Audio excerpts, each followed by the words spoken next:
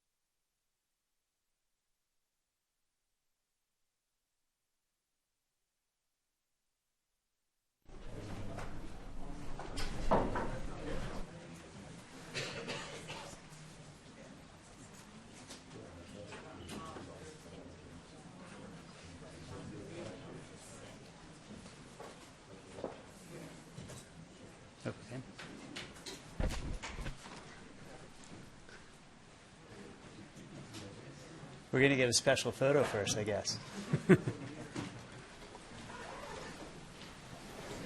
Good afternoon, everyone. Welcome to the Ford School. I'm Michael Barr, the Joan and Sanford Weill Dean of the Gerald R. Ford School of Public Policy. It's my delight to welcome you all here this afternoon for Policy Talks at the Ford School, our first one of the year. Our talk today is co-sponsored by the School of Information, the Science, Technology, and Public Policy Program, and the Program in Practical Policy Engagement. Please join me in welcoming Jessica Rosenworcel, our special guest, and Jack Bernard from the university's General Counsel Office.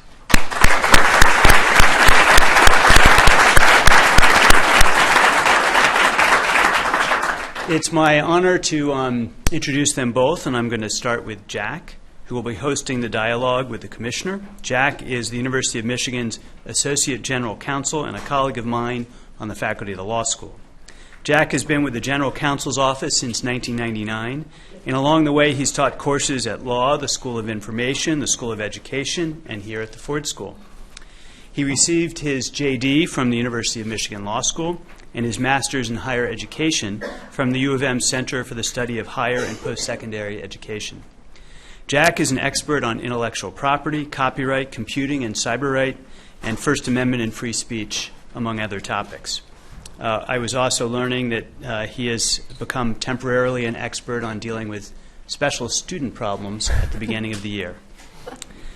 I won't say anything more about that. Jack, thank you very much for joining us here. I'm very, very delighted to have you. I'm also delighted to introduce our featured guest, Federal Communications Commissioner Jessica Rosenworcel. Commissioner Rosenworcel has over 2 decades of outstanding leadership in communications policy and public service. She was appointed to the FCC by President Obama in 2012 and reappointed by President Trump in 2017. Prior to joining the agency, she served as Senior Communications Counsel for the United States Senate Committee on Commerce, Science, and Transportation. Her portfolio covered a wide range of communications issues, including spectrum auctions, public safety, broadband deployment and adoption, universal service, video programming, satellite and television, local radio, and digital TV. Before joining the committee, she served as legal advisor to former FCC Commissioner Michael Copps, and previously she'd been in private practice. Commissioner Rosenworcel is a native of Hartford, Connecticut, and a graduate of Wesleyan University and New York University School of Law. The Commissioner has a well-earned reputation in D.C. as a creative and tireless champion for opportunity, accessibility, and affordability in our nation's communications services. She coined the term homework gap to draw attention to the problem of growing inequality in school children's access to high-speed internet based on socioeconomic status and geography. This is, I believe, the Commissioner's first visit to Ann Arbor. Is that right? Second. Ha. It was so good I came back. Awesome. But like many of people around the world, she has a special Michigan tie. Her mother was a student here, a graduate of the University of Michigan. So I will share our wonderful expression, go blue. I'm really excited to have Commissioner Rosenworcel here, and please join me in thanking her for being here.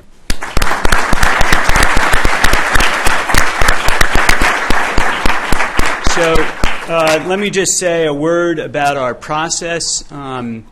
In about 20-25 minutes after the hour, staff will begin walking around the room to collect questions from those in the audience, and they'll compile questions from Twitter as well for those watching online.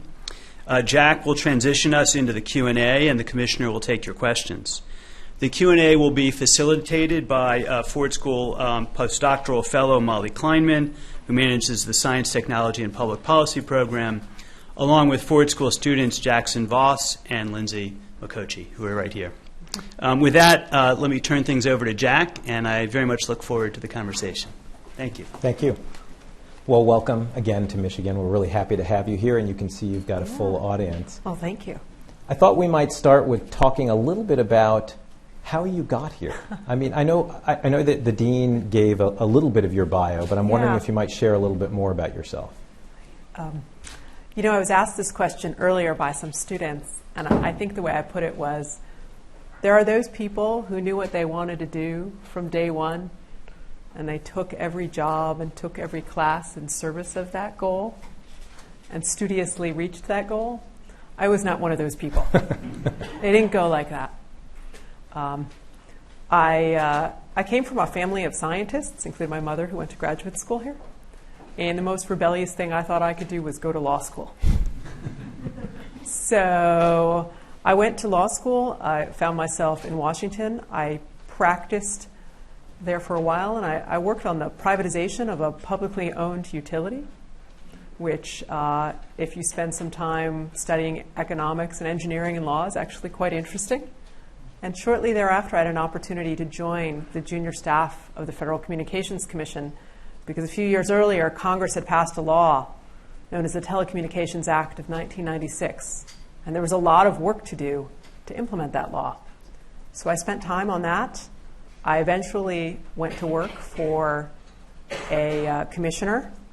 And then I went to work on Capitol Hill, where I worked on issues involving the digital television transition, satellite service, and then worked with the Obama administration on securing more spectrum so first responders could talk to one another, an idea that eventually became law. And then I had the privilege of going to the agency to oversee the implementation of it, where I learned quickly that implementing a law and just coming up with the idea are two different things. That's great. I think for so many in the room who are really thinking about a life in public service and doing public policy work, it's great for them to see a little bit about what might be a rough and tumble path to get where maybe you really want to go. Well, you have to be open to the opportunities that come your way, and along the way cause just the right amount of trouble to make them happen. So you are a commissioner on the FCC right now, and I think people in the room have a generalized notion of what the FCC is, but I'm wondering if you might unpack that a little bit for us. Well, I'm totally biased, but the FCC oversees about 1/6 of our economy, communications and technology, and I think it is the most exciting sector of our economy. So that involves everything from broadcasting to broadband, from Wi-Fi to wireless, the satellite services in the air. If you think about it, you can't go through the day without touching some form of communications that the FCC oversees. And it's an institution that Congress created in 1934, back when it decided that on a day-to-day basis, they didn't think Congress should be the entity deciding how we divvied up our airwaves and managed radio service. Since that time, communications has just grown more and more important in all of our lives, and the FCC as a body makes decisions about communication service and public policy, and Congress oversees us, but we have a lot of authority because there are a lot of issues before us. So how does the FCC interact with the internet? How do we interact with the internet? If you think about the FCC, I think the easiest way to talk about it is we think about communications transmission. Our jurisdiction and our authority largely speaks to making sure there's a wire in the ground or there are airwaves that are allocated for wireless service or satellite service. And it's that transmission that's an input into everything we do in modern life. And that's where our authority primarily lies. So in anticipation of your arrival here, I'd been thinking about this for several weeks and started talking with people about the central theme of our talk today, which is probably going to focus on net neutrality. So I started asking people in our community here what they thought about net neutrality. And what I discovered was that people have a wide range of conceptions about what net neutrality actually is. And some people have very, very strong feelings about things that I'm not actually sure are net neutrality. Mm-hmm. So I'm wondering if you might give us at least a working definition of net neutrality, and perhaps if you could try to give us one that isn't laden with a particular viewpoint. We'll get deep into the viewpoints. Okay. But All right, I'm going to try to be acronym and viewpoint free. We'll see if I succeed, because that's a hard task for someone from Washington. I think net neutrality means that your broadband providers have to treat the traffic on their networks equally so that they do not discriminate on the basis of source, destination, or content. Let me put that in better English. It means that you can go where you want and do what you want online, and your broadband provider does not make decisions for you. It means your broadband provider does not have the legal right to block websites, to throttle online services, or censor online content. So you used the word equally there, and I'm wondering when we're thinking about this, and now we're kind of leaving our definition, but what do you mean by equally? Well, non-discrimination is what I mean by equally, which has been a principle of our communications and networks laws for a long time. I mean, so much so you don't even realize it, right? Like, think back to the basic telephone network. It is a given that if you went to a wired phone on a wall, you can call whoever you want. And the telephone company can't decide you can't call that person, nor can they go in and edit your conversation. In other words, you have a non-discriminatory right to make that phone call. It's up to you. Those ideas transferred to the digital age are what I think about when I think about traffic and treatment with net neutrality, which is, again, you should be able to go where you want, regardless of source, destination, or the content you're seeking to access, without the broadband provider getting in the way. So to me, we're really talking about non-discrimination, which has been a principle of our thinking about networks and communications for decades and decades. So I've noticed, though, that the different broadband providers I've engaged with, they provide different suites of services or different speeds or a variety of other options. So my experience isn't uniform. So I'm wondering really what you're talking about. Yeah. You can get these things, I think, confused, but it is perfectly acceptable for someone who doesn't do a lot of online activity to decide that they're happy with 200 kilobits speed. It's good for their email. You come to my house and you got 4 people who are all trying to watch videos simultaneously, I'll pay for a gigabit. And I think that every consumer should have the right to make those choices. But they're making the choices. Your broadband provider's not making the choice for you. So how is it that in the absence of net neutrality, our broadband providers might interfere with your 4 video family watching group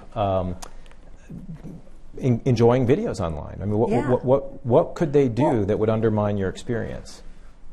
Here's what I know. Since we rolled back our net neutrality policies, our broadband providers have the legal right to block websites, to throttle online services, and censor online content.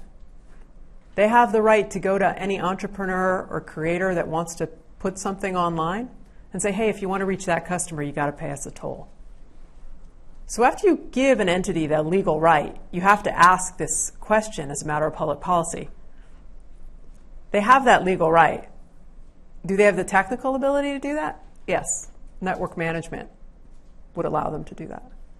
Do they also have the business incentive? Well, yes, if there's a greater revenue associated with those behaviors, charging more to reach certain websites, I'm sure they'd try to engage in it. And when you align a legal right with technical ability and a business incentive, over time you expect that those behaviors will emerge in the marketplace. And by rolling net neutrality back, I think we did just that. I don't think it's good. I don't think it's good for consumption or creation online. So one of the things that I think about when we add regulations to a system is that we've encumbered the system. And I think a lot of net neutrality detractors talk about the idea that when the FCC added regulations support of net neutrality that actually the system became encumbered and that it was working just fine beforehand, and this was it wasn't a problem. The kinds of behaviors you were talking about were rare and not a normative thing. And why would we need to encumber the system with regulations? Well, a few things. First, we had regulations in place, and that has a way of disciplining market actors. They make sure that they try to abide by them, and therefore we did not have a lot of violations. The second thing I would say is when you think about regulation, I think the question is how much oversight you want in a marketplace. I believe you need less oversight if you have a competitive marketplace. Competitive marketplaces are themselves the best regulator of activity. But when you look at the broadband marketplace, according to the FCC's own data, about half of the American public does not have a choice of broadband provider. That's not exactly competitive. And as a result, if your broadband provider decides to muck around with your traffic, block websites, or charge you a premium for reaching certain content, you can't pick up your business and take it elsewhere. There's nowhere else to go. And it's the absence of that competition that I think makes some light oversight from agencies like the FCC useful and necessary for consumers.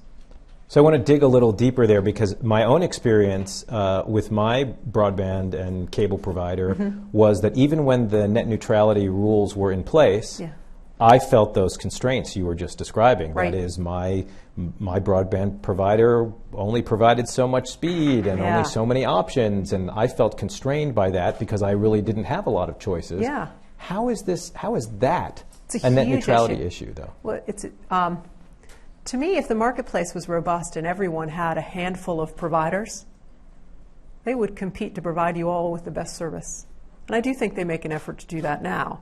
But they would compete, and perhaps compete on the basis of making sure your internet experience was as open and free as possible. But in the absence of having that many providers, we don't have that competition. And that's what net neutrality rules are designed to help manage, to make sure that consumers can go where they want and do what they want online, even in the absence of a fully competitive market. So what specifically changed when we rolled back the net neutrality rules? What specifically changed? The FCC had in place rules that said you can't block, you can't throttle, you can't engage in pay-for-play prioritization, where you treat some traffic just fine because they pay you and consign the rest to a bumpy road.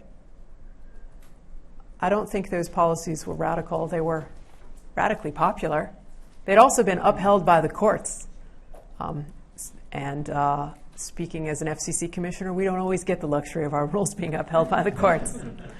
So they were justified by judges, well received by the public, and they were stable. But we chose to roll them back anyway, and that was done over my dissent. Right. You were very vocal and brought forward arguments and were not able to persuade your fellow commissioners. Yet. Just deviating a little bit from where we were going. Yeah, right, yeah. Although I'll come back. Okay. What is that like? What's the experience of being the holdout or the lone dissenter? Well, I'm a Democrat in Washington right now, so I have a lot of experience with this. Look, I firmly believe people don't remember what you said, but they remember how you said it. So you try to make your objections in a principled way. You try to find those arguments that will lead people on the margins to find your ideas compelling, and then you repeat them over and over and over again. And then when you've irritated people, you still repeat them, and again and again. And I think you can make change over time if you do that. It's not a single act or a decision. And I think, we were talking about this earlier. Net neutrality has become that. The FCC made what I believe is a misguided decision late last year, but millions of people wrote our agency. And in the wake of all of their anger about our decision, they did something about it. They went to governors. There are now 6 governors who require net neutrality in their state contracts. They went to mayors. There's more than 100 mayors who've committed to do the same. They went to state houses, and there are laws now in Oregon, Washington, Vermont, and Governor Brown in California may by the end of the month be signing another law And they went to court. And in Congress, in the United States Senate, legislation was passed to overturn the FCC. And if you stand back and look at that swell of activity, that's democracy in action. That's people actually doing, what the system contemplated, which is participating in creating change. So I don't think the net neutrality story is over, and I have this optimism that if that continues, we can once again return internet openness to the law of the land.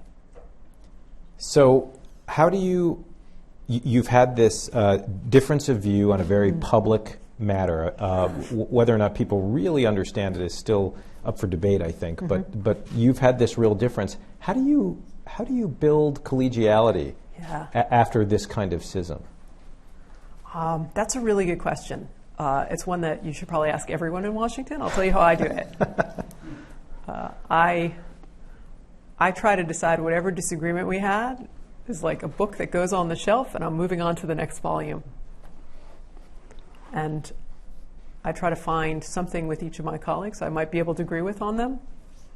I have a colleague on the other side of the aisle. We do a lot of work together on unlicensed spectrum policy, trying to figure out, which is a fancy way of trying to figure out how much more Wi-Fi we can put in our airwaves. And make a real effort to make sure that we can open a book together, even if we have other disagreements, that there's something that we can find agreement on. I think that's important. Doesn't always succeed, but you should keep trying. So hopping back into net neutrality, and I know we took a little detour there, but I'm wondering if you would be willing to take a moment and to try to steel man, as opposed to straw man, the position on the other side. Okay. Let's see. This is a good exercise. It feels almost like academic, right? Washington needs to be careful. It can over-regulate industries. It can come up with policies that are well-intended, and the results can be harmful. We want our broadband providers to experiment and come up with packages and plans that serve everyone. And if, taking revenue from online platforms is an important part of that mix, or setting up services that only allow people to reach small portions of the internet could create more and different packages. We want them to have that freedom to experiment. We also want them to be able to raise enough revenue as private sector actors so that they can deploy their broadband networks further and in more places. I think that would be the argument that would be made on the other side. Now I could pick apart what I just said. Mm-hmm. But if I were still talking to you as the person bolstering that view, and I said, well, how does net neutrality interfere with that? This is getting really confusing. What place I'm in? How will network? Yeah, God, I just don't think it will. I'm being honest. That's all right. I think that there are questions about what's called zero net rating with that, and how much experimentation you should allow providers to have with respect to exempting certain websites or activities from online data caps. But now we're getting a few levels in. So. All right. Well, let me let you become yourself again. Oh, I appreciate that. Thank you for that. I do think it is important to be able to do what you just did, because I think if you want to make progress anywhere in Washington or on your local transportation authority board, you need to be able to understand what's driving the other side, and to be able to distinguish politics as driving the other side, or whether there's actually a fundamental principle that's at stake. You're totally right. I think you have to pause and say, if I came to that position as a decent individual, why did I reach that result? You have to subject yourself to that discipline in order to make sure your arguments are tighter, but also because you might find some bridges if you subject yourself to doing that. So one thing I think we hear a lot from industry along these lines is that net neutrality is a barrier to investing in infrastructure. Yes. And it's a barrier because with net neutrality, the government is essentially nationalizing the investment of these individual portions of the sector who are trying to invest in infrastructure, essentially creating a kind of easement on spaces they've put forward. This is the arguments that we've heard. I'm wondering how you'd respond to that. Listen, we do have broadband challenges in rural parts of this country. We've got about 24 million people in the United States without broadband, as we've defined it today. 19 million of them are in rural and remote communities.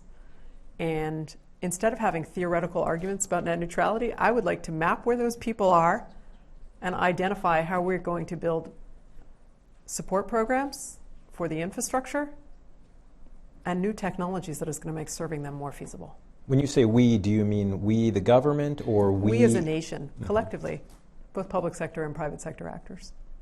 So do you think it's possible that along with advocating for net neutrality, you could advocate for incentives, for government incentives for industry to do just Absolutely. those things? I think it is.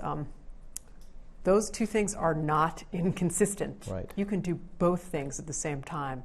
I think that is a false choice to present it as one or the other.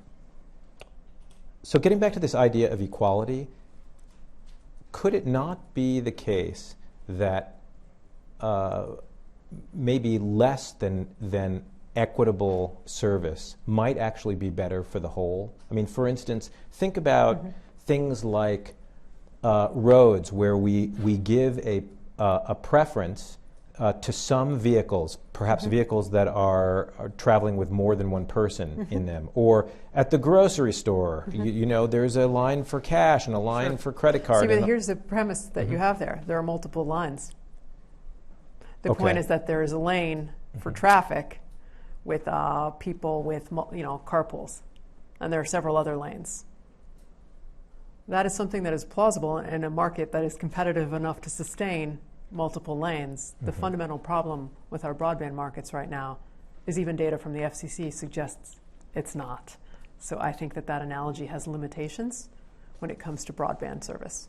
Do the limitations stem from the fact that there tends to be, for each market, only one or potentially two I think broadband that is providers? the most significant problem. So if there were a greater proliferation of competition, then would I think we would revisit these questions, yes. And we might not need net neutrality? I think we would revisit whether it's necessary.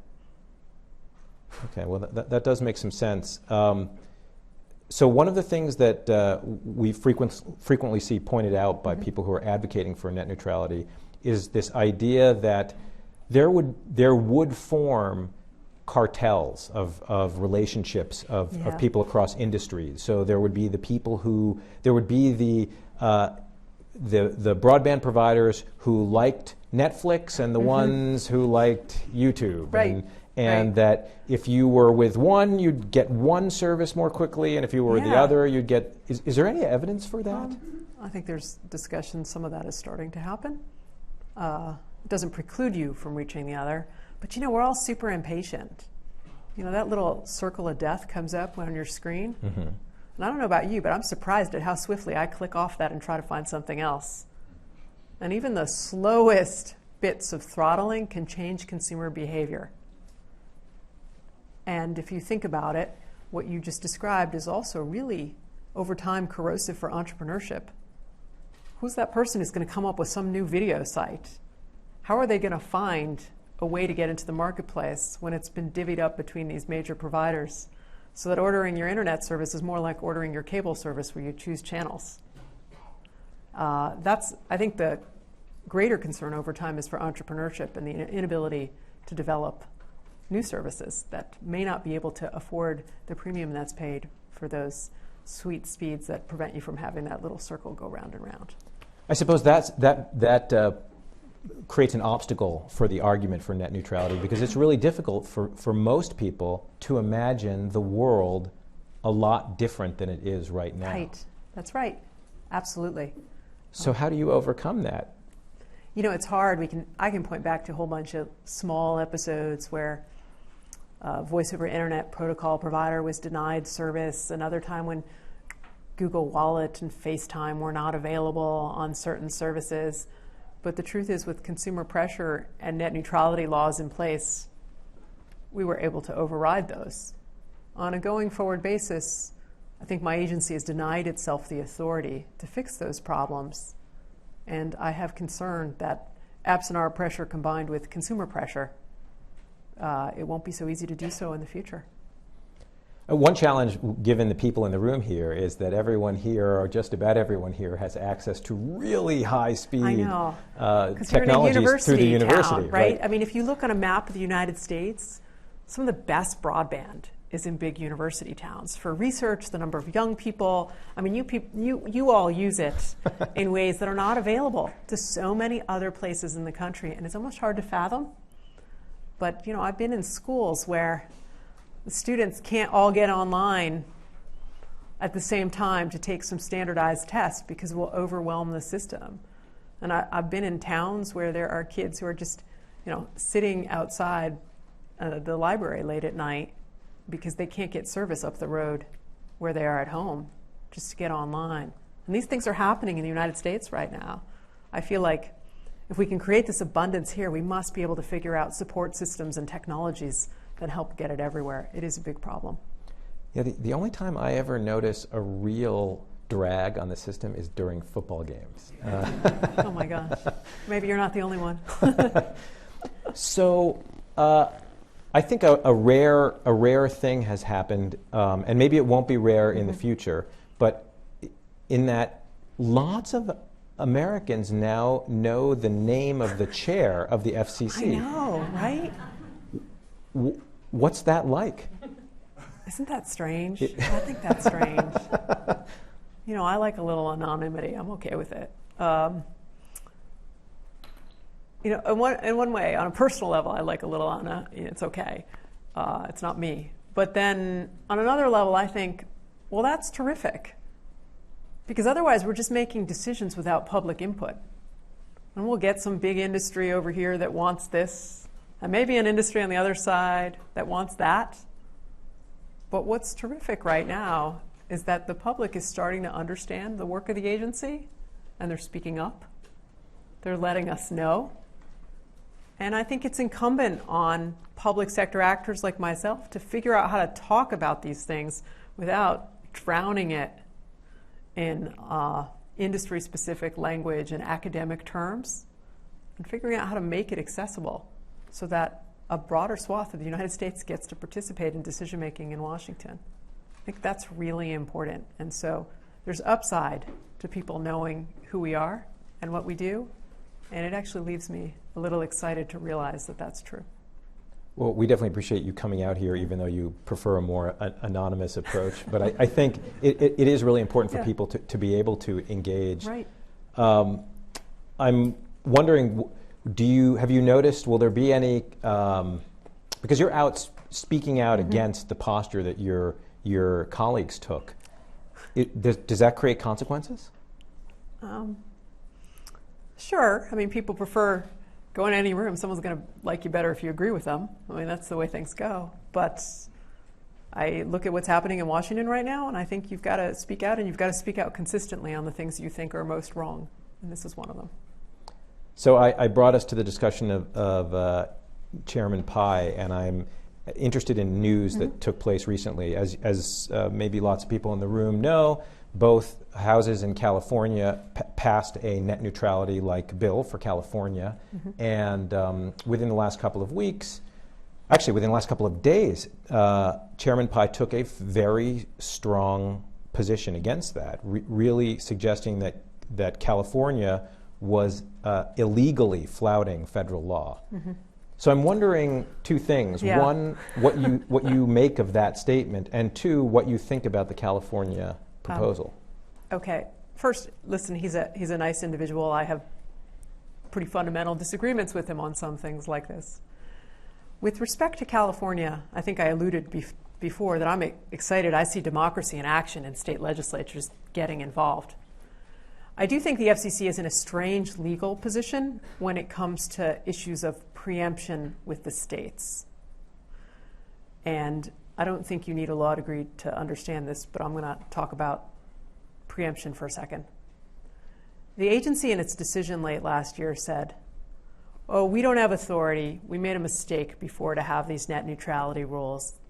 I'm going to roll them back. We can't possibly do this because we don't have authority. I disagree with that. But if the position is you don't have authority, you also don't have the right to then go tell the states they too don't have authority, because by virtue of you choosing to exit this area of the law, you don't get the right to preempt others. And I think that there's some cognitive dissonance in that position that it needs some explaining. I mean, I was trying to figure out really what he was getting at. What was the elite? Apparently, I'm not the only one who could cognitive dissonance. Yeah. I was wondering whether he was going to make a kind of First Amendment argument that somehow this was going to be a constraint on the ability of corporations to facilitate communication in some way, that where a state might, like California, might overstep. I couldn't figure it out. I think it's more about Commerce Clause. Listen, we're now living in a universe where these interstate networks are so important to what we do. Mm-hmm. And the question is, how do we have a mix of federal authority and state consumer protection that manages these kind of services? And I don't think we have the digital age jurisprudence to fully manage that right now. And so that's something that I see his position he's trying to articulate. We might come out in different places on it, but I think that is certainly an issue, and I respect that he has some concerns about it. Before we leave net neutrality, I was wondering if you might help the audience at least be able to describe your view in a pithy way. How would you summarize your view so that when people go home to dinner and say, I just went to this amazing talk today, I love seeing government in action, and here's what I learned? I think I said it earlier, you should be able to go where you want and do what you want without your broadband provider making choices for you. All right. Well, that's almost bumper sticker, right? So I expect we'll get some questions about that. I wanted, if it's okay with you, I want to stroll into a few other areas. So the FCC has thought for at least 30 years about consolidation of media, and I've noticed a change of late in that posture, and I'm wondering whether you could unpack that issue for us a little bit and then talk about what your thoughts are. Yeah. Look, media's changed, right? There was a time, some people in this room are too young to recall, when you got the news in the morning in newsprint on your doorstep, and if you wanted the news at night, you turned on the TV, and 3 guys with really good hair could deliver it to you, and that was it. I mean, I can't even fathom that now, right? We expect to get whatever information we want, wherever we want it, on any screen handy. That cycle's exhausting, but it's also changed the media business. And in many ways, FCC policy, which oversees some cable systems and broadcast stations, struggles to keep up. But I think that you can have different responses to that.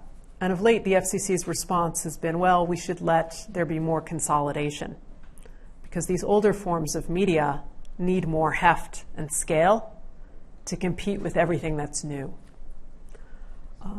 I understand the thinking behind that response, but I ultimately reject it. I think we need more competition among news organizations that have journalists that go dig stuff up. And I'm worried that despite all the commentary we have out there in citizen journalism, we actually have less, particularly when it comes to local news.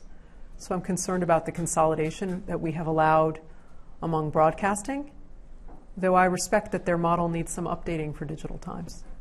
So the concern the FCC had about consolidation was that if there were too many media outlets in a local area controlled by the same party, that there wouldn't be enough diversity. So I'll give you an example. That'd be great. So just imagine a market, we'll just say Detroit, just for interest. So there used to be policies that said the newspaper couldn't own any of the television stations or radio stations. There used to be policies that said no company could own like half the stations in the market. There used to be policies that restricted owning simultaneously the newspaper or half the stations and the radio stations. We got rid of them. So local media is struggling. We should let them achieve more scale. There's certainly, like I said, an argument that might help them, but I think your objective isn't so much helping them. Your objective is how do you sustain diverse viewpoints? And as the healthiest economies and civil societies are ones with many viewpoints.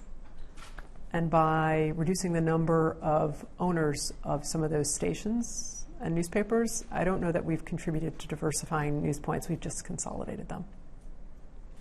Do you, well, I guess what do you think are going to be the next steps along those lines? And how should we be thinking about government stepping in this instance? Well, there are congressional laws that constrain a company from nationally owning more than, I think it's 39% broadcast reach for television households. And there are questions about whether or not that threshold should be raised. There are also questions about whether or not Congress should do it or the FCC should do it. And all of this might feel real tethered at a distance from your reality. But all of this sort of feeds into the system of journalism through which we get local news. Because for all the diversity of news sources we reach out to today, all the data suggests that most Americans in this country still get their local news from television and radio.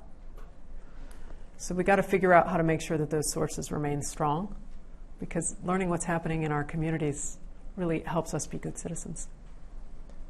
So over the last at least year, and I'm shifting again to something else, over the last year we've heard the president suggest the possibility of revoking the license of a particular media company, NBC in particular. And purportedly this is because there's criticism, maybe it's felt that criticism is unwarranted of the president or the administration. That's come up a number of times. How realistic is that kind of a threat? And I guess I'm hoping that you can unpack that for us as well. All right, we're going to try to find a diplomatic way to do this. Let me take you back about a year ago when I think that threat was first thrown over the Twitter sphere. This is actually funny. I brought in a new media policy advisor that day or the day before. And I did what I normally do in the morning, which is like drink too much coffee, comb through my email, see what news is available on Twitter, see something the president's written. I'm like, that's not right. It's not right on so many levels. It's completely, we've got constitutional problems. We don't license networks. We only license individual stations. And, I took a swig of my coffee and then just pecked out on Twitter in response. I think my office thought I was drinking something stronger than coffee. But anyway, I wrote, not how that works. And then, like any kind of wonk, I linked to the, 34-page, single-spaced FCC manual on broadcast licensing. That's true. And somewhere over the morning, it's like thousands of people are there, and then suddenly like these like cable news networks on the phone. Will you come and talk about this? Will you come and talk about this? But in many ways, I think it was a story about what's to come, antagonism towards the news, and I think it's troubling because it's not just about politicians criticizing the news media. I mean, that's as old as time. We had the Alien and Sedition Acts shortly after we were founded. President Kennedy described the news as his natural enemies. There's no shortage of episodes in our history where you see administrations complaining about news and journalists. So let's treat that as something that is not uncommon. But what worries me most is when you have government use the tools of its power to try to check on the media that covers whether or not you're abusing that power. And that you don't want government using its tools to prevent media from serving as a check on power. You want media to have the ability to cover. And I think in that threat to take away a license while unfocused and inaccurate and wrong, I think you see that problem, and that leaves me concerned. So in the 2016 election, data came out, and somewhere around 17% of people under 30 voted. Somewhere in that neighborhood. I know the numbers vary a little bit depending upon which study you look at. But it suggests that people, and maybe many people in this room, feel disenfranchised and don't feel a part of we the people making a difference in our own process, even in the voting booth. As people are thinking in this room are thinking about trying to make a difference, I'm wondering if you have thoughts. Maybe they have strong views about net neutrality. Maybe their views have evolved since the discussion started. What can they do to make a difference? And also, how can they feel as if the things that they're doing might have a chance of making a difference? Yeah. Well, I don't have time for anyone's cynicism. I'm a public servant. I like to say I'm an impatient optimist. And I think it's a good way to be. You've got to decide that if you don't speak up, who will? If you don't vote, who will? It has, in many ways, never been easier to build a movement. We have this online recess, the internet, that part of this is about. We've got a capacity to organize and make noise now that is unprecedented in human history. I think as citizens, we need to use it. I don't just want to be lobbied by the biggest corporations in Washington. I want to hear what people think in the middle of the country. And I think there is nothing stopping everyone here from having a bigger voice in Washington. They just got to choose to exercise it. Well, that's great. I can see that we got a whole bunch of questions that came in, and I want to give us an opportunity to answer those questions. And so I will tee it up to our student team to take the voice of the people. Hello, good afternoon. My name is Jackson Voss. I'm a student here at the Ford School, and I'm a member of the STPP certificate program, also here at the Ford School. Hi, and I'm Lindsay Machaki. I'm a chemistry PhD candidate as well as being a student in STPP at the Ford School. We have a few questions from the crowd. You mentioned this earlier in one of your answers, the last mile internet issue. The number that the person here gave is 30 million Americans without reliable high-speed internet. I've heard much higher numbers, and I've heard varying numbers.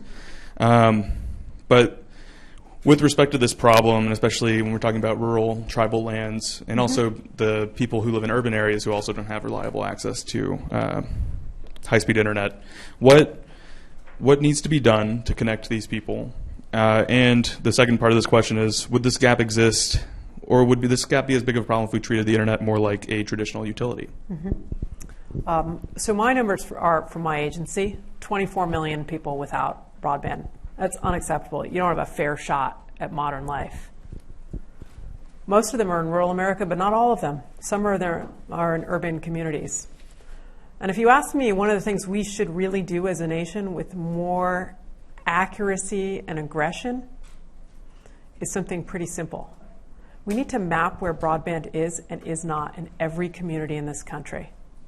We even need to make it like a citizens project where we all participate. And we don't just say whether or not we get service at our home. We all actively hold up our phones and report how many bars we have. What if we crowdsourced all of that information and we had it with greater accuracy than all the commercial companies that now offer that data to us? Because if we did, we would know with some precision where service is not and what kind of technologies we can address it with. Is it just extending that last mile and making sure a fiber facility reaches further? Or are you dealing with a community that is so far out that we're going to have to look at other technologies and services to reach them? I think that is an important part of making sure we have success. It sounds really basic, but I think it would be really helpful. One of you could start Broadband Force. Yeah, I like it. Get out there and do it. All right, so another question. What is the relationship between net neutrality and the current rollback of net neutrality and the privacy of consumer content, including metadata about source and destination and not just the content? Oh, that's a good question. I mean, these are two things that are just pulsing in Washington right now. You can watch in real time Congress try to figure out what to do with privacy policy, and Europe making decisions contemporaneously. And California just passed another bill. There's a lot of pressure in Washington to identify what modern privacy policy will look like. Now, with respect to the FCC, there is a little bit of a relationship. It does not touch on the social media platforms. But Congress, at the start of 2017, took away our authority to make decisions about broadband privacy. That was regrettable. So now I'm left with a lot of authority to make decisions about telephone call privacy, but not broadband privacy. And I hope, no matter where we go or what we do, that we're going to come up with policies that are simple enough all of us can understand them. Because right now, despite what I do professionally, if you read through the privacy policy on any individual website, it's torture. And I do this professionally. And then, you're asked to tick a box, and boy, if you don't read it, you can tick a box and get free shipping. So there it goes, right? And I don't think I'm all that abnormal. So my hope, despite that description of my online ordering, my hope is that we can figure out ways to align our privacy policy across sectors of the economy, so that whatever you expect from a website has something to do with what you expect from your broadband provider and is simple enough that none of us need to be engineers or lawyers to understand it. We have a couple of questions, I think, that are of particular interest to people here in Michigan relating to DSRC and connected vehicles. One of the first questions is about whether or not the Internet of Things and connected devices and connected vehicles changes the conversation around net neutrality. But the more specific question is actually about when is the FCC planning to decide between 5G and DRSC as it pertains to its regulatory structure. All right, for the non-spectrum and non-automotive nerds in the room. Dedicated short-range communication service, a technology that, with the auto industry, the FCC dreamed up in 1999 or set aside spectrum for in 1999. Wow, a lot's happened since 1999. I mean, if you told me about self-driving cars back then, I wouldn't have believed you. And yet, you've got M-City up the road, things being tested here. We're using LiDAR and radar and cameras and all of these new kind of spectrum bands to try to figure out how to have cars talk to one another. It's actually extremely exciting for this region of the country and for anyone who's on the road. The questions are, does that old service from 1999 still have viability? According to the National Transportation Safety Board, it's going to be a few decades before we could have DSRC in every car, which is a technology that allows cars to talk to one another. So the question is, between now and then, what should our spectrum policy be? I have spoken about this before. Most nations have set aside less spectrum for DSRC. I think it's possible that we could look at that band and try to see if we can accommodate some portion of it for Wi-Fi, some portion of it for auto safety. At the very least, we should start some testing in the lab to see if those things are viable. Above all, I don't think we should sacrifice safety, but I also don't think we can leave our spectrum policies stranded in 1999. And I really think that the goal here is not to decide where we're heading, but to do some smart tests in the lab to try to understand what modern auto safety technology looks like with this spectrum and whether or not there can be other uses that are nearby. Should we be narrowing the spectrum of any particular industry right now? Oh, well, that's a loaded question. I mean, well, just because there is only so much spectrum, right? I mean, so we have okay. choices to make, Right. and you talked about potentially expanding some. Where would we cut? Okay, so this is the 2-minute version of the history of spectrum regulation. Ready? We used to set aside our airwaves. Think of it as zoning in our skies for very specific uses. Here, you can do this. You can broadcast only. Here, you can do this for auto safety. Here, you can do this for radio. But then we decided you know what, maybe we should do less of that setting aside for specific purpose. I mean, maybe I don't know what every airwave should be used for, and we should start auctioning off for flexible use. As long as we can manage your interference, can we just let the marketplace figure it out? That worked out pretty well because you all have a mobile device in your pocket. And it's based on that principle. Now going forward, the problem is, oh my gosh, everyone wants some. Like you said, you've got these laws of physics. Can you overwhelm them and suddenly do more with our airwaves? Well, yeah, we're experimenting with really high millimeter band airwaves that don't propagate far but have lots of capacity. We require many more sort of micro towers. I think what we actually have to do is get much more creative about sharing and come up with things like dynamic frequency sharing. So think about it this way. Instead of saying this spectrum is for your wireless phone uses and this is for Wi-Fi, what if we created like a hierarchy of rights? Said, you know, this use is such a priority, it involves safety or national defense, you get preemptive right. If someone's not using it, maybe we can license off a secondary right. And then maybe if no one's using it still, could we have opportunistic use for Wi-Fi? In other words, we're not going to expand the physics, but can we be more efficient with the ways we distribute our airwaves? And I'll take it even another step further. We could do that with databases, or we could even look at new distributed ledger technologies like blockchain. So that's super buzzy. But I do think we're going to have to start evolving spectrum policy to think about it. But we got to recognize there are some public safety uses that are going to be primary. But maybe we can come up with systems of rights that are not just exclusively you or them, but create opportunities for all of us to quite literally share the road. So at times then, if in that model, in that kind of hybrid model where lots of us are using the same frequencies, I might get throttled back. Well, we're going to create terms of use, spectrum that would manage your expectations in those environments that are different. And when you use unlicensed spectrum, like for instance, if you use the 2.4 gigahertz band here to connect, you might have the expectation you'd fall off the Wi-Fi. There are different services that you build different expectations for. Neat. Mm-hmm.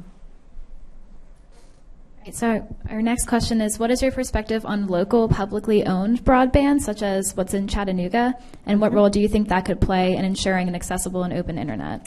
Yeah, that's a great question. So what's the future of municipal broadband? In about half the states in this country, the state legislature has prohibited it. I think that's regrettable. It's not that it's easy or the right solution for every jurisdiction. It's expensive to finance, construct, and maintain a network. There's a reason that there are experts in that. It's hard stuff, and every city or state may not be up to that task. But I am struck by this. We've got some communities in this country that feel that they do not have adequate broadband service. It's like the train passing them by in another era. They're not going to be able to sustain their economic future if they don't do something. And if their inclination is to come together just like their forebears did to build roads or bridges or barns, maybe broadband is wholly consistent with that. And I think for those who feel like the digital era is passing them by and they need some solution, I think it's unfortunate that those state laws largely prohibit them from doing so. All right. Delving back into some net neutrality related questions, because we have several. We have some questions from people, I think, who are wondering about whether or not the ability to charge for internet service providers to charge could be of some utility. Mm-hmm. So the question specifically is based on the infrastructure analogy. What makes a toll for an internet passage, if you were going to use the toll to pay for cybersecurity, different from paying for infrastructure, for example? And also, why shouldn't providers be able to charge a little to distribute things that so one example that we got is for pornographic websites, which make up a massive amount of the internet. Shouldn't providers be able to charge a little to distribute this kind of stuff, is the question. I think you're going to always come up with use cases that seem plausible, but the problem is the ones that seem plausible to you may not seem plausible to them or him or her. And what you really want in the end is the consumer to have full control of their online experience. And we are ceding a lot of authority to our broadband providers to allow them to make that decision. And in an environment where they don't have a lot of competition, I'm not sure we want to give them that authority and control and not have a voice in it. Hey, before you dive in with the next question, you talked about this before, and I just want to tease it out a little bit because I do think we already don't have a lot of control. I mean, right. we have the service provider that we have. I think what you're saying is, and you should correct me, please, is if we don't have net neutrality to provide some signposts, some guidance, some constraint, what we have every reason to expect is that over time, broadband providers will do things that create economic advantage, like forming relationships and speeding up some traffic and slowing down other traffic. And I think the challenge for us right now is, while there are individual examples of people doing that, we haven't noticed it that much, or we're just counting on the fact that people will behave the way that or companies will behave the way we expect them to. I think that's fair. Yeah. So I think this is why it's hard to make the net neutrality argument when you're sitting across the table from somebody, because they're saying, I don't see fire and brimstone here. Yeah. I mean, we were talking about this earlier, that the University of Massachusetts and Northeastern University, they've now doing some testing. Having lots of people, including I think students, download an app to try to test how fast they can get to certain video websites.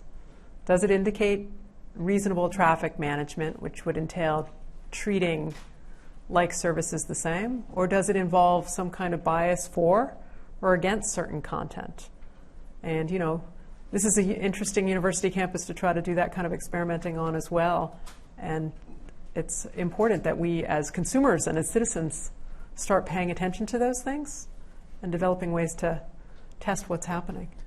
Another thing I'll mention just along these lines is when you think about how we don't have an enormous amount of evidence that this is how companies will conduct themselves, you do have to take some time to imagine what it will be like if they already have. That is, in a world where they're unconstrained, and now when the government comes in and says, it turns out we're seeing the problems that we might have anticipated, now it looks a whole lot more like a taking, because they've invested and the infrastructure has changed and it becomes disruptive legislation. And what gets even harder is, as we've transferred some oversight for this to the Federal Trade Commission, their tool is to take someone to court. I've at least got sort of the ability to make rules and say, you can do this, you can't do this. But taking someone to court is addressing the harm after it's occurred. And the judicial system doesn't move all that fast. And if you're a small website or a small business, do you have the resource, time, and energy to come to Washington, go file a complaint with the FTC, follow up, identify if it's something that is similar to other complaints they've received, such that you can put pressure on them to go to the judicial system and get you resolution, which might take 2 years? To me, that's irrational for small businesses in this country. And just setting up a clear set of rules works a lot better for them. So it's another reason I think there's a pro-business side to having net neutrality rules in place that's underappreciated. We talk strictly about broadband providers and infrastructure, but we should also recognize that small businesses rely on online activity and online growth in ways that are extraordinary, and we should seek to create public policy to grow. Sorry for jumping in again. All right, so we have a few questions here that are kind of all related to the fake news conversation. So does the FCC have any role in regulating accuracy and truth on the internet? No. Okay. Get that out. Great. Check that one No. off. So, but in the wake of the net neutrality discussion, why shouldn't internet service providers have the right to block concerning or offensive content or fake news? And kind of the flip side of that, or what are the implications of not having net neutrality if they do choose to exercise that power on freedom of speech and equal access of information? Yeah, first question was easy. The second ones are really sophisticated. So much of our town square right now takes place digitally, and we have offered a lot of control and authority to online platforms. And I think we would compound some of the problems we have by offering them that same authority to our broadband providers to choose where we can go and what we can see and what we can't see. Even if that authority is exercised with the best of intentions, we'll get rid of disinformation, we'll get rid of fake news. I don't have full confidence that they can exercise that appropriately under all circumstances. And I worry about providing them with that authority, and it would be that it constrains all of our ability to go out and get the information we're looking for. This is why we teach critical thinking at the University of Michigan, is so you have the opportunity to decide for yourself when you need more information. Maybe if we can proliferate a little more of that, it will be productive for society. Sounds good. This next question comes to us from Twitter, and this question concerns corporate mergers such as AT&T and Time Warner, where internet service providers are also becoming content and distribution and production companies as well. How does net neutrality change the implications of these kinds of mergers? Okay, good question. I should say at the outset that it was the Department of Justice that reviewed that transaction, so I didn't have a role. But what you're seeing is the combination of distribution and communications and content. So if you think about it, with net neutrality, they couldn't create ways in which that distribution was biased towards their own content, because that would be treating content in a discriminatory way. But now, without net neutrality policies in place, there's a lot of corporate incentive to make sure your network is biased towards the content that your company owns, downloads faster, is exempt from data caps, is offered to you free of charge. And so your viewership of it might increase, and your viewership of other voices, other content might decrease. So I do think there's a net neutrality conversation to be had there, and that the combination of content and distribution has consequences, especially in a world without net neutrality in place. All right, so next question is kind of playing off of California's net neutrality, but asking if this was from the internet service providers. Do you think it is possible, and is it possible functionally and legally for an internet service provider to say we are going to provide net neutrality to certain consumers, either for a fee or based on some sort of bias?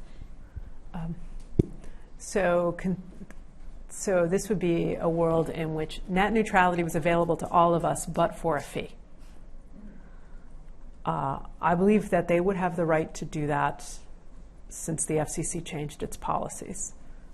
The California law you described would make that complex in California. I'm pretty sure a court is going to sort all of that out. Not me right here, but yes. Sorry, just checking the time.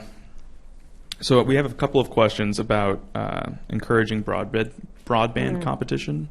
In your view, what are some ways that broadband competition could be encouraged from the perspective of the FCC, but also I think just more in general? We need to be identifying every way we can encourage competition. And some of them are really mundane but consequential. Every state in the country should have dig once policies, which means when you rip up the roads, you should make sure that everyone knows so that they can lay down fiber facilities at that one time. It turns out it only adds 1% to the cost of construction projects, but by virtue of making it known to everyone that they can lay fiber facilities down, we can radically increase the likelihood that there's more competition over time. Because ripping up the road is expensive, so take advantage of ongoing road construction. We've made some changes to our access to telephone poles. Again, these are not the sexiest issues, but figuring out how to make sure other providers can get access to them, not just the incumbents, and make sure that they can do it with a minimum of bureaucracy will increase opportunities for competition. But I think the biggest and most consequential ones come with technology change, because the economics behind network deployment right now are pretty hard. You know, if you got millions and millions of people in a square mile, I'm pretty convinced that the cost per serving every one of those customers is manageable. But you move to a rural location, it becomes harder and harder for business cases to be made to serve all those customers. And so the FCC has some support systems to try to help those providers to make it more financially viable. But over the long haul, we're going to need new technologies. And I do think that fifth generation wireless, you probably hear about 5G all the time, is probably going to have many times more the capacity that our current wireless has right now, and will become a more viable competition to traditional home broadband. I think that is probably the most exciting thing on the landscape for broadband competition, but it's not satisfying because it's still a little far off. So our next question asks about how closely the FCC Commission works with network engineers when you are determining your policy. We do have a pretty big office of engineering and technology, but I believe it's not big enough. I actually advocated for several years in front of an organization, first in front of an organization, the IEEE, so engineering organization, that the agency needs to start an engineering honors program, which is like go to schools like this one and say, can we entice you to come for a 2-year tour of duty in Washington as an engineer? And bring in young engineers and cycle them through. And maybe they'll go off and do other exciting things in industry over time, or they'll continue in public service. But we got to find more on-ramps to bring engineers into government across the board. We need more digital natives serving in government. We need more people who see opportunities with digital technology and not just sort of new bureaucratic headaches for new systems. We need more. All right. I think this will be our last question for the evening. In your opinion, could internet access be considered a human right? Mm-hmm. If so, what would be the argument for that? Yeah, this is a question I feel like you get asked from some time to time. And I'll be honest with you, I'm not sure how you classify it matters so much as this. You do not have a fair shot at prosperity in the 21st century if you do not have access to the internet. And I think if we can agree on that proposition, that is the most important thing.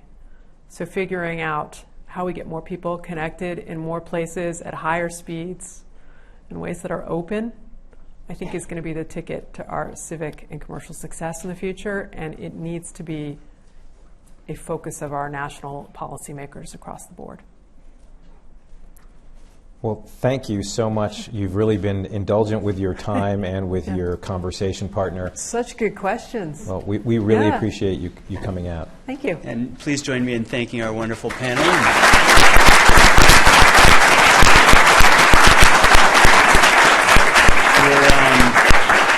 We're going to go right from here to a reception outside, so you'll have a chance to talk to the commissioner more informally just outside, and hope you enjoy it. Thank you. Okay, thank you.